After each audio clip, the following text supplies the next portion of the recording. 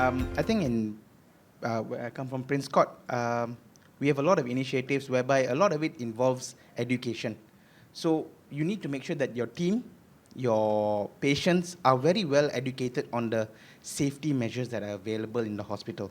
If they don't know about it, they're not going to act on it. So for the team, as in the healthcare personnel, we have online trainings which they can access 24 hours at their convenience, understanding that healthcare workers work at different shifts, different timings, so we cannot get all of them in a single room at the same time, like how some other industries are able to do that. So we have to leverage on technology to have online systems. So it is at point of care, they're able to access these modules which we go through. We set up quizzes to establish their understanding at the end of it. If you fail the quiz, you're going to have to retake the entire thing again, read through everything again, and then you're going to finally come out with some amount of knowledge. So from our experience, probably out of 100% of the content, at least about 60% is absorbed. So then your staff also becomes an advocate of safety. Similarly, for patients, we have fall prevention videos in multilingual. So not only a single language. So whenever any patient is admitted to the hospital, they are given the QR code for them to see the videos on their phone. So then that educates them on the fall prevention measures in the hospital. And also along the way, we have various TVs which shows certain fall prevention measures that we have in the hospital for visitors as well. And along with that is also the team is very well trained to handle any such incidences. That's first one. And the second one, of course, is in terms of mitigation and strategy, identifying risks before the incidences happen. So that's also where we look at it. So we have an entire safety committee which reports on a 3-monthly basis. So along the way, we look at incidences that have happened, we look at PPM breakdowns and those kind of things. Because it's an entire ecosystem. It's not just about the patient or the human. It's also about the surrounding. It's also about the machinery used. Everything affects everyone. So it's a comprehensive system that we look at. Thank you. What about Dr. Gary? What are some of those key things you do in GMA? In my hospital, because of the Taiwan accreditation, we have a lot of things need to do according to the law. For example, like the education, it is mandatory for everyone to complete a personnel safety and patient safety education program every year. So at least you need to attend 2 classes. And about the quizzes, we also do it online lecture. It's very common right now, and it's mandatory to answer all the to answer all the questions in right answer. Otherwise, you need to read. You need to watch the video again, and then finally come to the questionnaire. Then, but of course, even though I think there's still many gaps in clinical works.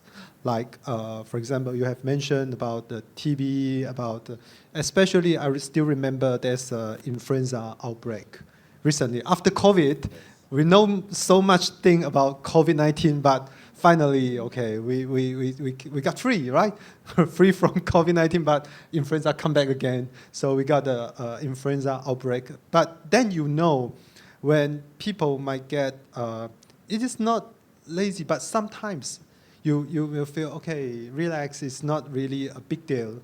So finally, we come out like, every time we have an event, then we'll make it like a PDCA, a quality improvement program to target the problem. And then we're trying to reinforce and re-emphasize there's so many basic things we need to do in our clinical works, trying to protect not only for the patients, but also for the personnel, for everyone that I would say it's not kind of living inside the hospital, but actually it is like a life, like a economic life cycle within the hospital. And it's a non-stop cycle. That's true. We have to that's continue. True. Thank you. Very good. Since we're talking about, I like the whole format that Professor has shared, where she talked about from the very beginning to all the work and the structure that we create, and then finally down to the monitoring and the responsible people, some of the areas where you've done. It's a very comprehensive thing. And right now we're using a lot of all this and in our day-to-day work in managing our safety, both for patient, staffs, and also visitors and family members as well. Now, I want to bring us back to pandemic because, to your point, Dr. Gary, we are not leaving the whole work away. It's like a circle that we have to continue. So, what have we really learned from the pandemic that, from the quality perspective, that we really need to still stand firm and keep that cycle moving, primarily protecting our healthcare staff and preventing patients from getting used the recent influenza outbreak. In Malaysia, we also have the same influenza outbreak in the same time as well. And I find that we let our guard down a little bit, and then we have influenza. The consolation news is that influenza is not as terrible as COVID. We still could live with it. But what is it that we should be learning from COVID and from the pandemic? I just want to focus our safety work primarily on the personnel and also the patient. What are those things that you think we should continue? Maybe we want to start with Dr. Gary. So I think there's one concept that is really important in infection control. It is the standard precaution. I think every one of the healthcare workers, it's not only those in the first line, but also everyone inside the hospital should know about this concept. But actually, when we doing some kind of accreditation or something, we just go and see, you will still find that there's still some missing gap between standard and actually is substandard. So that's why we keep doing some accreditation. You just look at what really happened at the scene and then trying to reinforce more monitoring. More monitoring and then trying to doing more education. But there's something that's really important that is why we are doing this thing. Because people would thought they ask me to do something, so you do something. They will do that thing when you are there. So if you are not there, you are not monitoring, so they just... So it's the safety culture that we're concerned. Yeah, I think so. Professor, what do you think? Kind of. Right. Show slide, COVID. Right. This is good question. Before, when I did things about operational and safety, it looked like although people didn't know what it means, right? Even we did the return to work or asking, please come to return to work for when you have the problem. Up to until I did look after our healthcare workers, myself. So really, to bring up with knowledge management is a kind of hospital need to prepare for, it's called crisis management. I think the COVID is a lesson for crisis management. The crisis management is, the point is you have to have people at the same team. People should follow the command together and have the flat communication. It means that the hospital have to have the team called emergency responders, which is not really they plan to. Because, I'm not sure, maybe only Thai, maybe No, it's everywhere, something that, right? it is something that we need now. It's an emergency response team. That's right. You have a commander. That's and then right. under the commander, you have your sub-team. It's like a special task force, if I may. Sure. It should be written in your emergency preparedness plan. That's right. So if your hospital has an emergency preparedness plan, it should be in there. Sure, that's right. So in the past, they thought it's different thing. Because when infection, they will think about 2.4 system or infection control only. And it will rely on infection control people. But actually we have 2.8 from our accreditation, which is health and hazard, disease and hazard surveillance. which is a commodity acquired. Like I put a little bit in Thai. So on the right hand side is on the up is commodity acquired, right? On the right hand side is hospital acquired, and on the left hand side is occupational health, occupational acquired infection. So those three of people have to work together, right, at a team, and you have to have a commander. It means like EOC, Emergency Operations Center, right, and like emergency responded. I think it should be one team, but one team may focus on infection. The other may be disaster outside. Why? The perception of many people, especially Thai or Asian country, would think this is never happened, right? Okay, this thing never happened. We don't have the what's it called? มรสุมเรียกอะไรอ่ะ hurricane or some big fire or chemical that tsunami, this kind of thing. Yeah, we have, but in the past we didn't think we will have right to get it. So that's why. But because of Thai people so flexible in time, yeah, right? Not many plan, but have the agility to move to work, and then we rescue from because of our culture, like to help each other. So that's why we survive and can recover quick. But we cannot get the good luck on that. We have to make a plan like emergency. That's what I learned for, and we have a good director and commander, and give the responsibility to the right person. You need to get person into the system. Not only they work and they talk a lot, but they have to be eligible, knowledgeable as well. Good. Dr. Shan, so we hear about continuous training and monitoring from Dr. Gary, and then Professor Naesinee has also shared about having a structured approach embedded in your emergency preparedness plan. What do you think that we should be thinking about and should be doing now in case we face another disaster or pandemic? Sorry, Thai, but Actually, Eric, I think for me, I would still echo what both of them had mentioned, because it is still at the core of what we can do to prepare. There's nothing better than a preparedness plan. So I think in MSQH or even HAI right now, one of the accreditation requirements is to have this kind of preparation plans on paper. Having a proper emergency response team, a proper crisis management team, and also business recovery plan.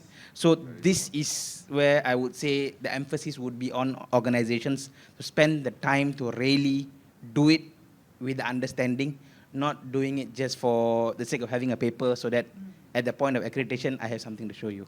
It should be cultured. It should be built into the culture of the organization. I think even in Prince Court, we have that strong culture, which we continuously review our business continuity plans, our emergency response plans.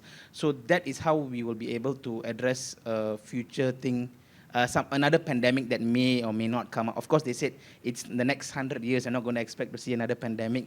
But I think at the rate that things are moving, so, exactly. The rate we are going, we're probably going to get. I was reading an article about Disease X from WHO. Mm-hmm.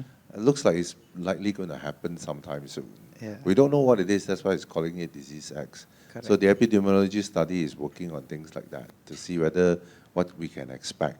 Correct. So hopefully not, but looks like we may be looking at another one. But along with that, it's not just so much on the hospital side, but it's also in terms of the patients and their understanding. Because at the end of the day, I think during the height of the pandemic, a lot of healthcare workers were exposed to COVID unintentionally because of patients' lack of understanding and being transparent to healthcare workers. So as an organization, I would still instill that there should be protection for the healthcare team from the patients as well. In terms of transparency, in terms of not getting abused, those kind of things needs to be on paper still. Correct.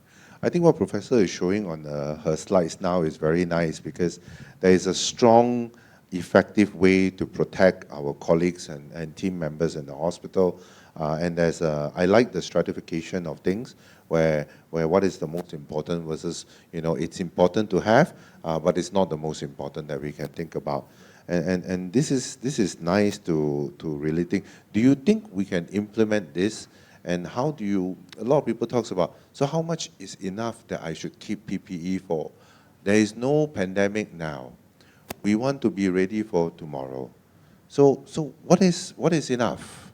And like now when I work on projects to help equip new hospitals, and all the owners or the ministry who builds those hospitals ask one question: I want to be pandemic ready. So should I buy, if you have 1,000 beds, should I buy 1,000 ventilator and wait? What should I do? So what is enough? What do you think is enough? Although we know the stratification is beautiful, but what is adequate? How do you plan? Okay, this is what I learned from what I did, right? Because on the right-hand side is a general known. It's many websites and saying that to control the hazard in the workplace, or chemical hazard, or any kind of hazard, or biological hazard, we should start from elimination. On the top with the blue, right? So they said that, and then on the middle is engineering control, a kind of local exhaust ventilation system, isolation room, or this sort of thing. But when I have to decide about a strategy for healthcare worker protection, I did have some sleep a little bit, and I started and suddenly to think about the best of weapon is a PPE, because you can't control on, like you can't elimination, you cannot substitute the COVID-19 to get the disease like lower infectivity at the time. So only the weapon we had the PPE. So I decided to talk to IC team and my boss that we need a NIOSH at least standard, NIOSH yeah. first, because once you have to advise anything for healthcare worker, you have to assure them that they have enough weapon. But to NIOSH protect. standard is very high. It's very Right. difficult for the Right. user too. Yes, but we have to, because you That's the we most had no choice protective at one. the time. Right, but I have an alternative later from this year and have published the paper. And I think you can look at that and decide, and you may have to take it further. Because NIOSH is a kind of thing that people have to follow because it's already tested for years and years. And I did see people who are NIOSH one day in Italy. And he also come with clumsy things that, oh, I know that people have to follow them. And one of the participants raised their hand up and said, why we had to follow you, like NIOSH, because we had no money to follow. And it was my question too. Then we tested some alternative respirator close to N95, but with the fact there are, the respirator have three factors important. One, filtration and fit, right? And that's important, and also the a kind of thing that can decontaminate, right? This type of thing, the fabric. So two factors is already set for other type, other brand, right? The thing is only the fit, right? This is important. Why healthcare worker need to wear N95 or well-fit mask with a fit, not to get leak. And then we need the respiratory protection program and test them before. And I implement that to healthcare worker to know that before the pandemic, before. And then, so that's why I have only 1 or 2% of work-related. And I'm sure this data is correct because I investigate all people have COVID by myself and the team. So what we learned that trying to have alternative cheaper and near standard. I say this term. We cannot meet the NIOSH standard, but we can try to do near standard, but still will protect, may not 100%. So you will choose to take a little bit more risk. That's right. So that that's right. it becomes more accessible, much more easier to be available. That's right. And it is not overpowering, going towards the maximum of standards. Sure. So that we can also use it for the day-to-day. That's very good. That's what I learned from.